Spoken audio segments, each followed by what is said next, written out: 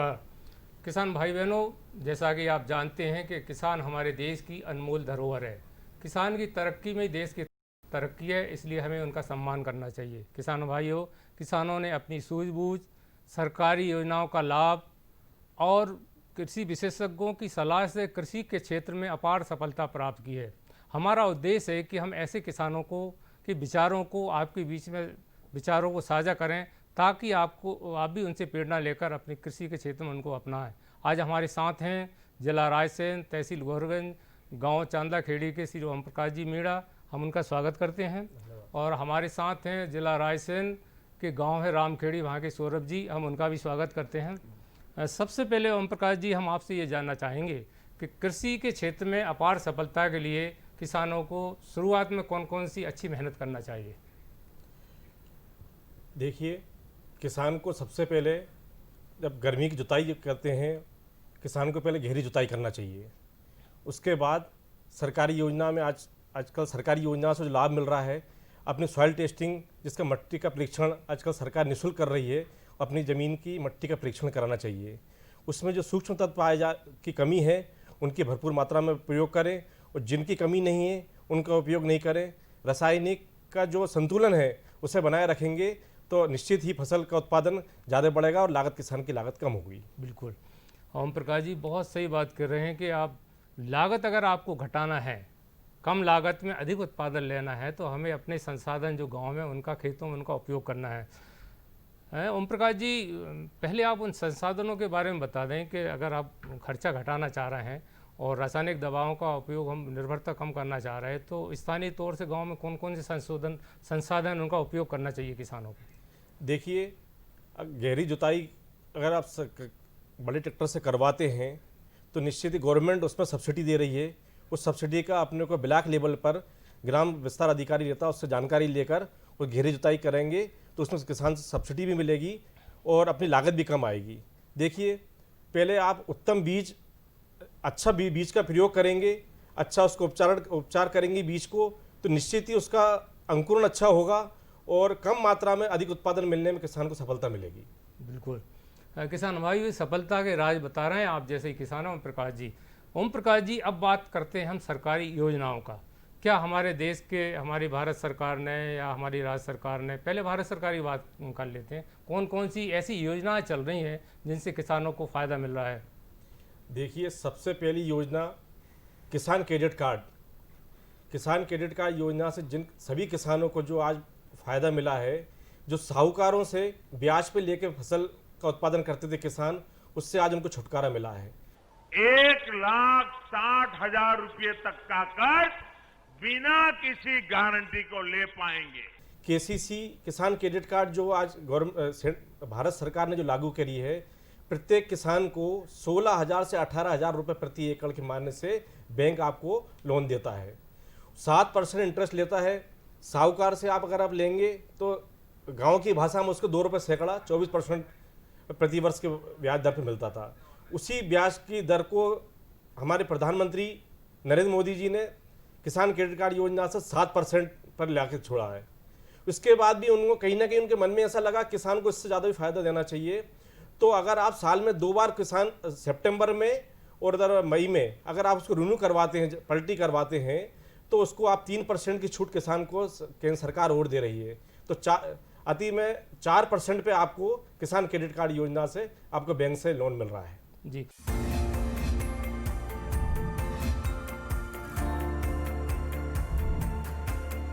जी सौरभ जी, अब आप बताएं हमारे किसान भाइयों को कि आप अपने गांव में इस समय खेती में क्या लाभ ले रहे हैं और आपके आसपास के किसानों ने कौन कौन सी योजनाओं का सरकार से लाभ लिया है? सर, इस बार हमारे अभी धान की फसल लगी हुई है। इसमें हमारी सरकार से भी फ़ायदा मिलता है। हमने कस्टम हायरिंग का प्रोजेक्ट एक लिया था, उसमें हमारे को सरकार से 35% की सब्सिडी मिली है। जो बड़ी बड़ी मशीनरी हम नहीं ले पाते थे, वो उसमें सरकार की फ़ायदे से हमको सब्सिडी के लाभ के थ्रू हमने मशीनरी ली है। अभी धान की फसल लगी हुई है, निंदाई हो चुकी है, स्प्रे का टाइम आ चुका है। अच्छी मतलब खाद वैज्ञानिक के तौर पर हमने किसान भाइयों से सब मदद से हमने किसान धान की अच्छी लागत लगा के अच्छी हमने पैदावार ले रहे हैं। सौरभ जी, ये बताएं कि आप इस समय धान की जो अच्छी फसल है, कौन सी आपने प्रजाति की धान लगाई है? अभी हमने कौन कौन सी कीटनाशक या पोषक तत्व जिन्हें खाद भी कहते हैं डाले हैं? जी, अभी हमने पूसा भी लगाई है, क्रांति भी लगाई है, जो सरकारी कांटों पे तुल सकती है, और पूसा हमारे व्यापारी ले लेते हैं। अभी हमने यूरिया, डीएपी, जाइम, करटाप इन सब का खाद्य डाल चुके हैं। अभी हम स्प्रे करेंगे, तो इसमें दवाइयाँ हैं जो हम स्प्रे करेंगे। अभी अक्टूबर कीटनाशक दवाइयों का उपयोग करेंगे। कीटनाशक दवाइयों का उपयोग करेंगे, तो उसमें फसल का थोड़ा फ़ायदा मिल जाएगा। बिल्कुल बिल्कुल। सौरभ जी, आप हमें बताएगा, आपने पहले बताया है कि बड़े बड़े जो मशीन है वो किसानों को पहले खरीद नहीं सकते थे, पर जो नई योजना है उसमें आपको कौन कौन सी मशीनें मिली हैं उनके बारे में बताएं, उनका क्या क्या उपयोग, उनके बारे में बताएं। किसान भाइयों, आपको बताना चाहता हूँ, बड़े बड़े ट्रैक्टर जिसको अपन को कृषि में उपयोग आते हैं, जैसे बड़े ट्रैक्टर 55 हार्स पावर हुए, रोटोवेटर हुए, सीड ड्रिल हुई, हार्वेस्टर हुई, जीरो लेवलर मशीन हुई, इन सबको अपन लेने में पहले पीछे हटते थे। पर भारत सरकार ने जब से ये कस्टम हायरिंग की योजना चालू करी, 35% सब्सिडी दी, तो इससे किसान भाइयों को थोड़ा मनोबल बढ़ा, उत्सुकता बढ़ी, कृषि को अपन ने व्यवसाय के रूप में काम करना शुरू किया। भारत सरकार ने जो योजना चालू करी कस्टम हायरिंग की, बड़ी बड़ी मशीनरी लेना, जो सब अपन कृषि में जो 5 दिन में जो काम होता था वो 4 दिन में काम होने लगा, जो 4 दिन में काम होता था वो 2 दिन में होने लगा। इन सब की देखते करते हुए उत्पादन भी बढ़ने लगा, समय भी कम लगने लगा। तो इन सब को देखते हुए भारत सरकार ने जो कस्टम हायरिंग की जो प्रोजेक्ट दिया है, इसको हम लाभ ले रहे हैं। ये बहुत बड़ा प्रोजेक्ट दिया है इनने, इससे क्या 35% सब्सिडी मिली है और किसानों का मनोबल भी बढ़ा है। बिल्कुल। तो किसान भाई, आप देख रहे हैं, एक पढ़े लिखे किसान है सौरभ जी, युवा, ये खेती बाड़ी कर रहे हैं पढ़ लिखने के बाद, और ओम प्रकाश जी ने तो इतनी बढ़िया जानकारी हमारे पूरे देश और प्रदेश के किसानों को दी कि इसका लाभ जरूर उठाएंगे। ओम प्रकाश जी, आप बताएं कि अभी तक हमारे किसान भाइयों को जैसे प्राकृतिक आपदाएं हैं, अभी सौरभ जी बता रहे थे कि कीट प्रकोप भी हो रहा है, एलडी की दवा भी छींची है, तो ऐसे में किसानों को कौन सी योजना लाभदायक है जिसका लाभ ले सकते हैं? देखिए, केंद्रीय सरकार द्वारा जो फसल बीमा योजना जो लागू करी है, उसके लिए मैं उन केंद्रीय नेतृत्व को और हमारे प्रधानमंत्री श्री नरेंद्र मोदी जी को धन्यवाद देता हूं कि जिन्होंने किसानों के बारे में सोचा और ये फसल बीमा जो लागू करी है। पहले ये ब्लॉक लेवल पे थी। मैं आपको बताना चाहूँगा कि पहले अगर 40 गाँव का एक ब्लॉक है, 40 गाँव में अगर 30 गाँव में नुकसान होगा तो आपको फसल बीमा मिलेगा। प्रीमियम हर साल किसान देता है, इसलिए उसको कहीं ना कहीं फ़ायदा नहीं मिल पा रहा था। लेकिन प्रधानमंत्री जी ने उस फसल बीमा को आज ग्राम पंचायत के उस पर हल्के पे उस पर ले आए हैं। अगर ग्राम पंचायत में 5 गांव में अगर 4 गांव में नुकसान होगा, 40% नुकसान होगा, तो उसके फसल बीमा द्वारा उसकी भरपाई की जाएगी। हर जोखिम से निकल कर फसल आए, सुरक्षित हो जाए। फसल बीमा से हर किसान अब आत्मनिर्भर हो जाए। अब सूखा पड़े या बाढ़ आ जाए, कोई डर नहीं। अब ओले पड़े या कीट पतंगे फसल खा जाए, कोई फिक्र नहीं।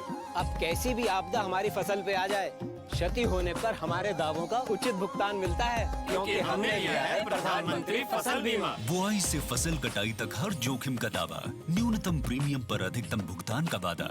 योजना से हर साल जुड़ रहे हैं 5 करोड़ से ज्यादा किसान। अब आपकी है बारी। नजदीकी कृषि कार्यालय, सहकारी समिति, बैंक शाखा, अधिकृत बीमा कंपनी या जन सेवा केंद्र में स्वेच्छा से करा सकते हैं पंजीकरण।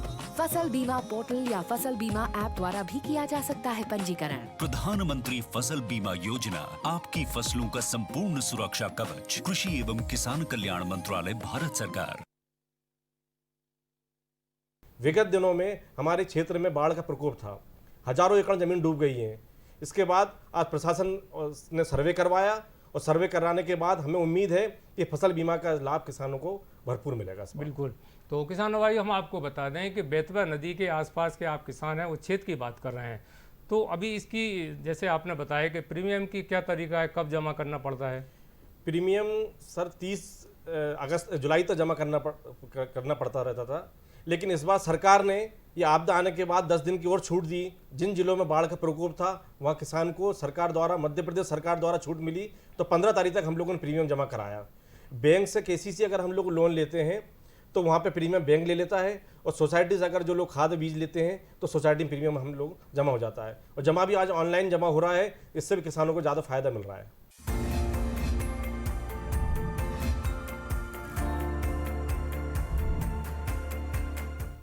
तो बात आपने ऑनलाइन की तो हमारे किसान भाइयों को इसका लाभ किस किस क्षेत्र में मिल रहा है? देखिए, ऑनलाइन में एक किसान सम्मान निधि करके की योजना किसानों के लिए प्रधानमंत्री नरेंद्र मोदी जी ने 2019 में चालू की। 6,000 रुपये वार्षिक एक किसान को, जो 1 हेक्टर से कम जमीन वाला छोटा किसान है, जो सूक्ष्म लघु खेती करता है, उसके लिए 6,000 रुपये प्रति वर्ष की राशि एक निर्धारित की है। इससे किसान भाइयों को विगत दिनों में लगभग 10 करोड़ लोगों को इसका फायदा मिला है पूरे भारतवर्ष में, और 75,000 करोड़ रुपए की राशि केंद्र सरकार ने जारी करी है। देखिए, ऑनलाइन से किसान को ये फायदा मिला है कि जब प्रधानमंत्री नरेंद्र मोदी जी ने जीरो बैलेंस पे खाते खुलवाए थे तो सभी इसको एक ऐसी घटना मानते थे कि जीरो बैलेंस पे खाता किसान का कैसे खुलेगा, लेकिन वो आज सरोकार हुआ, किसान का जीरो बैलेंस पे खाता खुला, और अभी जो सम्मान निधि जो आ रही है वो ऑनलाइन से किसान के खाते में आती है, और किसान सम्मान पूर्वक जाके उस राशि को निकाल लाता है। पहले के दिनों में जब फसल बोने का टाइम आता था तब किसान के पास नगद राशि नहीं रहती थी, इस कारण वो साहूकारों से कर्जा ले लेता था। लेकिन ये सम्मान निधि जो तीन पार्ट में आ रही है, इससे किसान को ये फायदा मिला है कि नगद राशि से वो अच्छा बीज, अच्छा खाद लेके अच्छी खेती करके भारतवर्ष को भी फायदा मिल रहा है, और खाद्य उत्पादन बढ़ाने में इसमें लाभकारी योजना सिद्ध हो रही है। बिल्कुल, किसान भी आत्मनिर्भर बन रहा है। आप दोनों का बहुत बहुत धन्यवाद। किसान भाइयों, हम उम्मीद है कि इस जानकारी का आप लाभ जरूर उठाएंगे। फिर मिलेंगे ऐसी नई जानकारी के साथ, तब तक के लिए नमस्कार।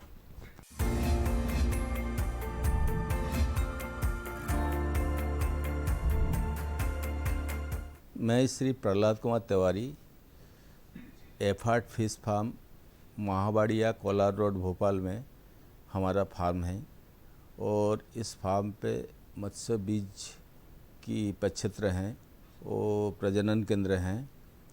हमारे पास 5 इंक्यूबेशन पॉन्ड और चाइनीज हचरी है, और पहले हमने 7 से 8 एकड़ ज़मीन लेके शुरू किए थे, और बाद में मध्य प्रदेश शासन से मुझे 10 लाख रुपया का अनुदान मिला। उस अनुदान से मैं 8 नर्सरी बोलते हैं, छोटे छोटे पोखर होते हैं, नर्सरी बनाया, और जिसमें सरकार की अच्छा हमको फ़ायदा मिला, लाभ मिला। और साथ में हमने 2017-18 में केंद्र सरकार की योजना नीलकांति योजना से मुझे मत्स्य बीज की मत्स्य आहार के लिए एक मशीन दिलाया गया। हाँ, उससे मुझे बहुत ही अच्छा लाभ मिला। मैं पहले साल 2015-16 में 82 टन पंगासियस मछली उत्पादन किया, और आज मेरे पास कम से कम 200 टन पंगासियस मछली है, और मेरा मछली रोज़ वहाँ से ही बिक जाते हैं। और मैं देखिए बहुत छोटा किसान के थे, वो पहले मैं अपना नौकरी करते थे, सरकारी नौकरी करते थे मत्स्य महासंघ में, वहाँ से BRS लेने के बाद ये काम मैं कर रहा हूँ, और अच्छा हमको लाभ मिल रहा है। हमारे पास कम से कम 12 से 14 स्टाफ है, और साल का आमदनी भी अच्छा बढ़ गया। सरकारी योजना में जो आहार के लिए, मत्स्य आहार के लिए हमको मशीन दिलाया गया, उसमें क्या होता था, पहले हम लोग खरीदते थे, CP हुआ, एविस हुआ, ये सब बड़े बड़े कंपनी से, वो बहुत महंगा पड़ता था।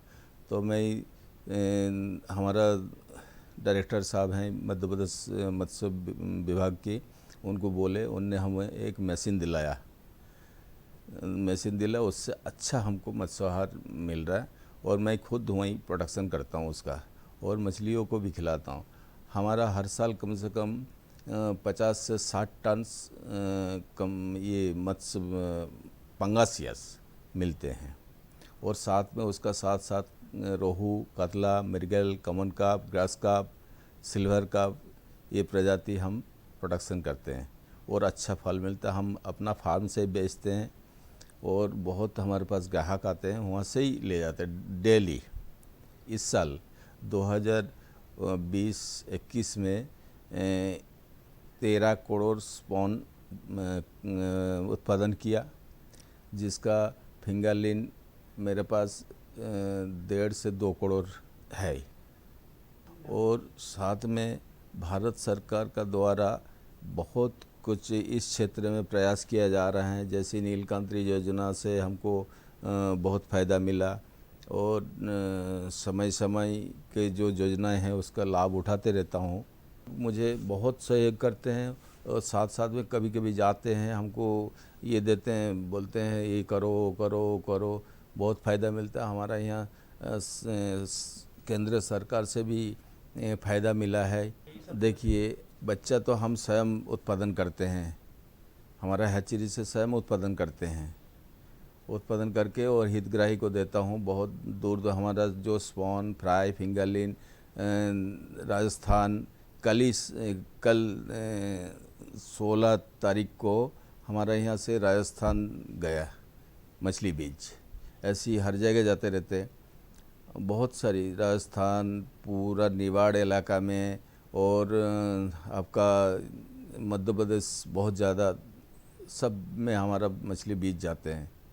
कोई भी किसान भाई हाँ, अगर प्रशिक्षण लेना चाहे, कोई भी किसान भाई अगर प्रशिक्षण लेने आए तो हमारे पास आइए। हैं, हम मतलब जो प्रैक्टिकल बोलते हैं उसको मैं ही आप लोगों को सिखाऊंगा। इसके लिए मैं कोई पैसा नहीं लूँगा, नहीं कुछ भी नहीं लूँगा। शासन भी बहुत ये करते, हमको बोलते थे और जी सिखाओ, ये करो वो करो, आपको इतना फ़ायदा मिल रहा है, सबको मिलना चाहिए, ऐसे सिखाओ। बहुत सारी किसान भाई हमारे पास जाते हैं, आते हैं। अगर इस संबंध में आप लोग हमसे संपर्क करने चाहे तो हमारा मोबाइल है 9827085327। इसमें आप संपर्क कीजिए। जो भी आपको हम जो करते हैं उसको आपको भी सलाह दूंगा, ये करो और आपको इससे फ़ायदा मिलेगा।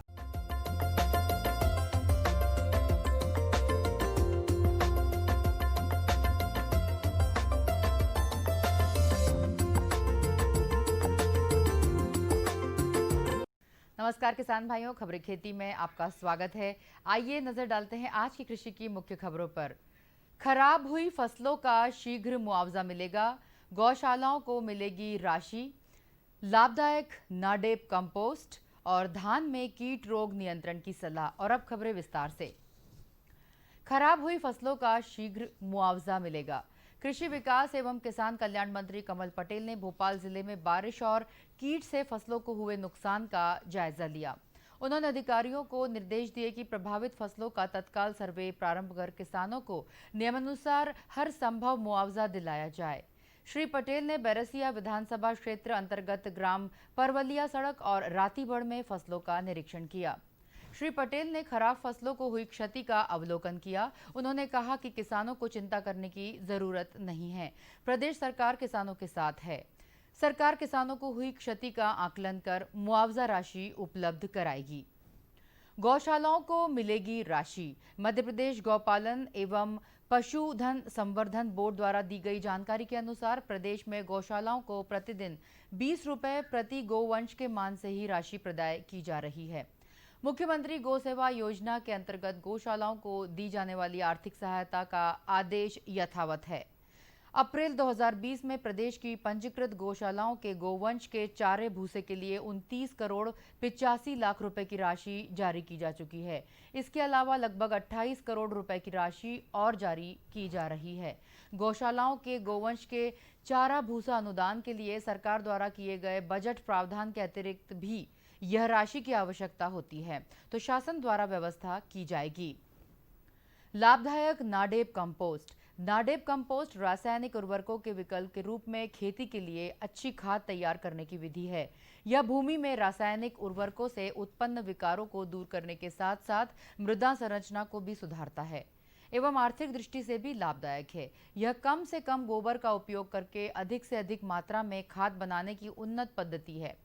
इस विधि से तैयार खाद में नाइट्रोजन प्रतिशत अधिक होता है। इस विधि से तैयार कंपोस्ट खाद में मुख्य पोषक तत्वों जैसे कि नत्रजन, फास्फोरस एवं पोटाश के अलावा कुछ सूक्ष्म पोषक तत्व भी अल्प मात्रा में होते हैं। इस विधि से तैयार कंपोस्ट खाद में नत्रजन 0.5 से 1.5%, फास्फोरस 0.5 से 0.9% एवं पोटाश 1.2 से 1.4% तक है।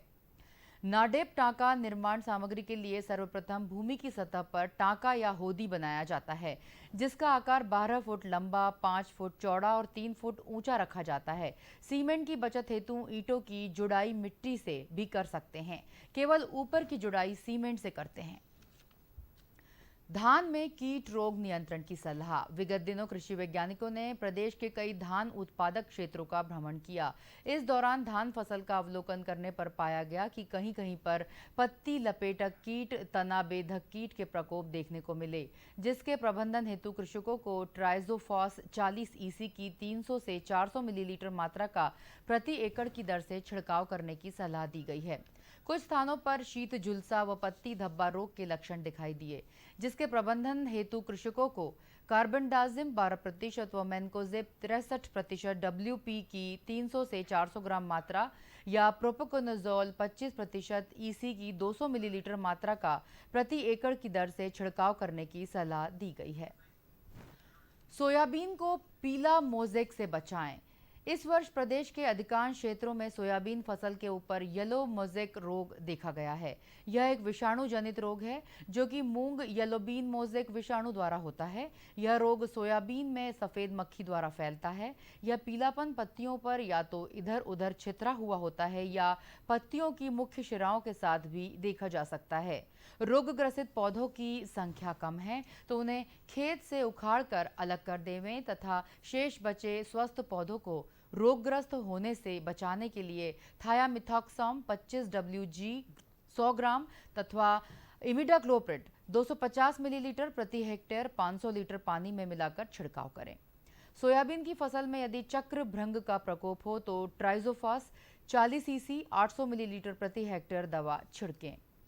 तो किसान भाइयों, खबरें खेती में बस इतना ही। आप देखते रहिए कार्यक्रम कृषि दर्शन और मुझे दीजिए आज्ञा। नमस्कार।